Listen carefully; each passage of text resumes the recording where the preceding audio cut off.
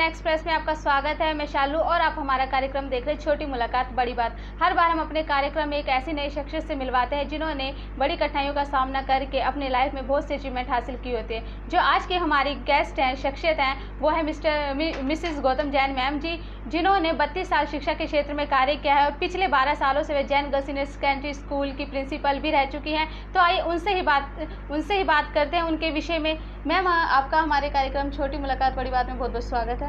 सभी को बहुत बहुत मेरा नमस्कार। मैम, सबसे पहले तो आप अपने विषय में बताइए, जिस जो भी आपने कुछ हासिल किया है उसके पीछे की कहानी क्या है मैम? जिस पद पे आज आप हो मैम। जिस पद पे आज हूँ, मैं सबको ये बताना चाहूँगी, उस पद को पाने के लिए बहुत स्ट्रगल करने पड़ते हैं हमें। एकदम से हम अचीवर नहीं बन जाते किस चीज़ के लिए। अब जो आप फिल्मी उस देखते हैं, सीन्स देखते हैं, हमें 3 घंटे की मूवी देखने को मिलती है, उसके पीछे उनका कितना स्ट्रगल्स होता है, कितने रीटेक उनके होते हैं, तब जाके कहीं वो मूवी बनती है। वही हमारे लाइफ का है। इस पद को पाने के लिए मैंने 17-18 ईयर्स टीचिंग लाइन में एज ए लेक्चरर मैंने काम किया। उसके बाद 12 ईयर्स से मैं एज ए प्रिंसिपल पोस्ट पे मैं काम कर रही थी। और मैं एक ये बताना चाहूँगी कि मेरी लाइफ का एक सबसे अच्छा दिन ये रहा कि मेरे मन में एक बहुत भावनाएं थी कि मैं अपने देश के लिए भी करूं, और सबसे पहले जिस स्कूल में मैं हूं अपने स्कूल के बच्चों के लिए मैं काम करूं। कुछ मुझे एज ए टीचिंग उसमें रहते हुए बहुत कुछ लगता था कि हम ये कर सकते हैं बच्चों के लिए, ये कर सकते हैं अपने स्कूल के इम्प्रूवमेंट के लिए, बट उस टाइम मेरे पास पावर नहीं थी। जब मेरे पास पावर आई, पोस्ट आई, तो मैंने वो सब काम किए भी और करवाए भी, और मेरा पूरा मैनेजमेंट ने मेरा साथ दिया। और आज यही एक वजह है कि हमारे स्कूल का रिज़ल्ट हर साल अव्वल रिज़ल्ट आता है हमारा। हमारे बच्चे जो हैं हर फील्ड में आगे हैं, और बल्कि हर क्षेत्र में, हर उसमें हम लोग चाहते हैं कि हमारे बच्चे गेम्स में हो, चाहे कोई कल्चरल प्रोग्राम्स हों, उसमें हमारे बच्चे पार्टिसिपेट करते हैं। और इसके लिए मुझे एक टीम वर्क की तरह मैंने काम किया भी और मैंने सबसे काम लिया भी। मैम, जैसे आप 32 सालों से शिक्षा के क्षेत्र में हैं, तो पहले की पढ़ाई का क्या स्तर था और जो आज की पढ़ाई है, आज जैसे बहुत ही आधुनिकता आ चुकी है, तो आज पढ़ाई का क्या स्तर है, आप वो बताएं शिक्षा के स्तर के विषय में। आज शिक्षा के स्तर में पहले में और अब में तो देखो डिफरेंस बहुत ज़्यादा है। पहले ये था कि एक बच्चे जो थे गुरुजनों का सम्मान करते थे, डर भी था उनको, और आप ये लगाए कि उन्हें ये था कि अगर स्कूल से काम नहीं करेंगे तो टीचर्स पिटाई करेंगे, घर में अगर पता चलेगा तो पेरेंट्स पिटाई करेंगे, क्यों नहीं पढ़े। और यही कारण था कि पहले टाइम के ये बच्चे, बल्कि ऐसा नहीं था कि बच्चे इंग्लिश स्पीकिंग नहीं थी, उनकी भी इंग्लिश स्पीकिंग होती थी।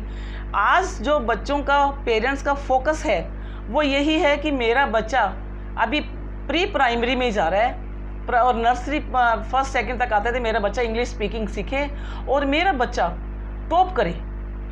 मैं इन दोनों में डिफरेंस क्रिएट करना चाहूँगी। अगर आप नंबर्स में टॉप कर गए हैं और वैसे जो आपकी लाइफ है अगर आप उसमें 0 हैं, तो उस टॉपर्स बच्चे का कोई फ़ायदा नहीं है। सबसे पहले एक अच्छे इंसान बने आप टॉपर्स तो लाइफ में अपने आप ही बन जाएंगे। तो हमारे पहले में और अब में यही फ़र्क था कि हम लोगों भी अपने टॉप 10 बच्चों में रहे हैं अपनी क्लास में।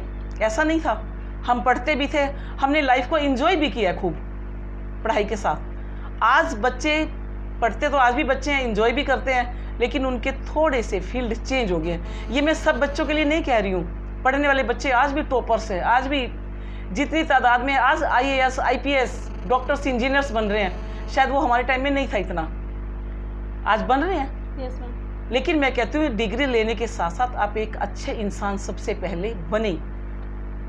कोई हेल्पफुल है उसके लिए आप हेल्प करें। आपकी ये डिग्री, आपको ये टॉपर होना तभी सक्सेस होगा। मैम, जैसे कोरोना काल में जो पढ़ाई थी वो ऑनलाइन कर दी गई थी, तो मैम ऑनलाइन पढ़ाई के आप कितने उसको सपोर्ट करते हो कि हाँ ऑनलाइन पढ़ाई होनी चाहिए या ऑफलाइन पढ़ाई होनी चाहिए? देखो, पढ़ाई तो ऑफलाइन होनी चाहिए, लेकिन कोरोना काल एक टाइम बिंग था जिसमें बच्चों को ऑनलाइन पढ़ाया गया। उसमें बच्चों ने पढ़ा है, चीटिंग भी की है एक दूसरे से। हम लोगों ने एग्ज़ाम्स बच्चों के लेते थे, ऐसे ऑनलाइन लेते थे, चेकिंग के लिए मंगवाते थे।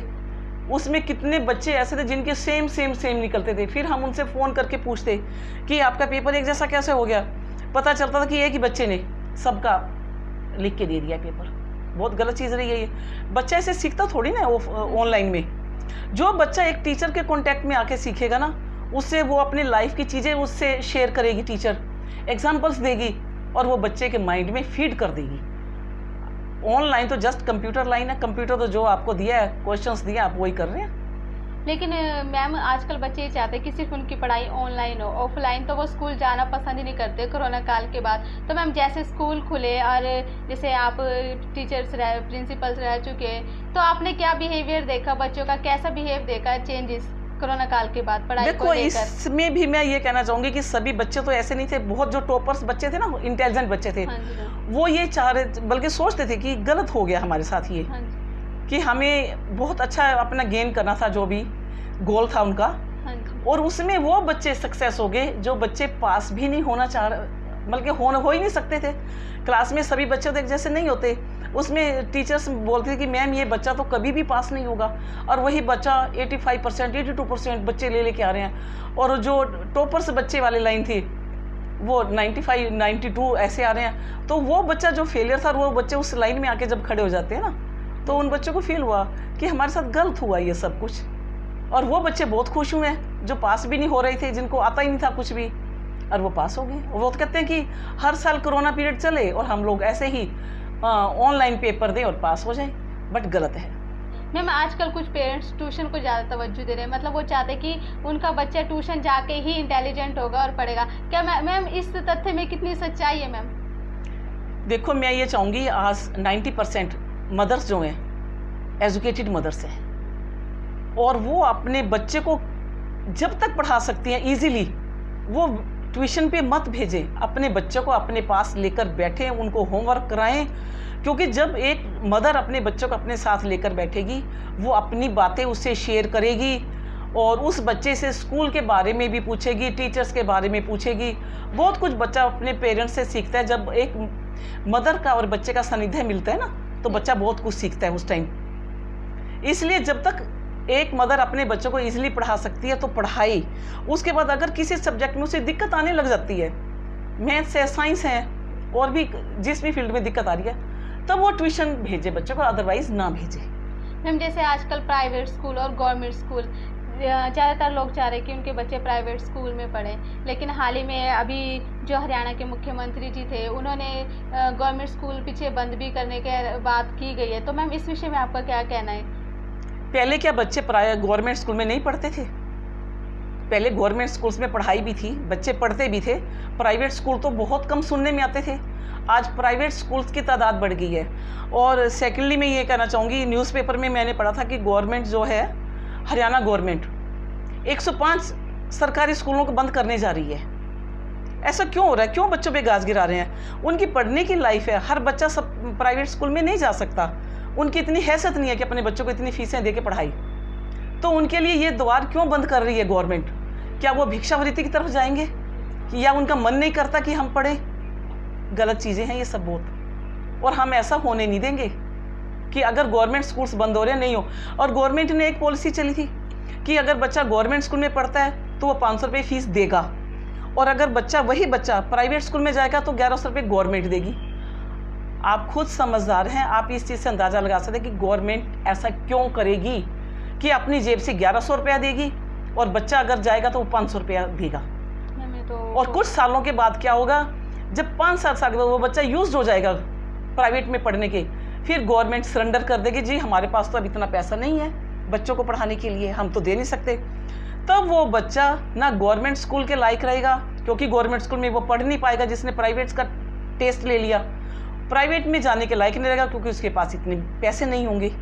इसलिए गवर्नमेंट स्कूल बंद करना हमारे एक राज्य का दुर्भाग्य होगा। मैम जैसे अर्न वाइल लर्न, इसमें आप बच्चों को कितना सपोर्ट करेंगे इस विषय को लेकर? यस, मैं सपोर्ट करूंगी इस चीज़ के लिए। हाँ जी मैम। अगर आपकी घर की हालत अच्छी नहीं है आर्थिक दृष्टि से, हमारे स्कूल में भी बहुत बच्चे ऐसे थे जो स्कूल टाइम में पढ़ते थे और पार्ट टाइम 2 घंटे 3 घंटे वो अर्न करते थे। और मुझे जब उन बच्चों से ये बातें, मैं बच्चों से बातें शेयर करती थी बहुत, और मुझे उनकी जब ये हिस्ट्री पता चलती थी तो मैं उनको सपोर्ट भी करती थी इस चीज़ के लिए। और बल्कि एक हमारा ये अच्छा वक्त भी निकला उन बच्चों के साथ कि वो बच्चे पढ़ाई में भी बहुत अच्छे रहे हैं। उनमें से कुछ बच्चे थे जो टॉपर्स भी रहे हैं हमारे, तो बहुत खुशी की बात है। वो बच्चे कहते थे कि मैं अपने फ्रेंड को भी लेके जाता हूँ इस काम के लिए, उसके भी पापा कम कमा पाते हैं, घर की हालत उनकी अच्छी नहीं है। मुझे बहुत खुशी होती थी, अरे वो चोरी तो नहीं कर रहे हैं, भीख तो नहीं मांग रहे हैं, वो मेहनत कर रहे हैं बच्चे। तो जब बच्चा खुद भी कमा रहा है पढ़ाई के साथ, 4 बच्चों को और रोजगार दे रहा है, ऐसा होना चाहिए क्योंकि सरकारी नौकरी सबको नहीं मिलेगी। प्राइवेट में भी आप वहीं पे टिक पाएंगे जब आप में कैपेबिलिटी होगी, और वो कैपेबिलिटी आपको एक्सपीरियंस से आएगी। आप पढ़ें, लर्न करें, और साथ में अगर प्राइवेट साथ साथ जॉब करते करें, अगर आप में कैपेबिलिटी है करें इस चीज़ के लिए। पेरेंट्स पर एक टाइप का बर्डन ना बने।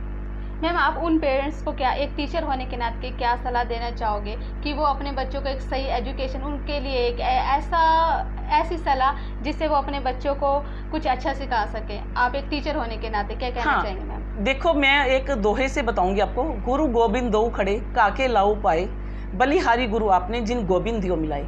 गुरु का दर्जा किसी टाइम में भगवान से भी बड़ा था, क्योंकि एक गुरु ही है जो साक्षात अपने ज्ञान से एक अपने शिष्य को भगवान से मिला सकते हैं।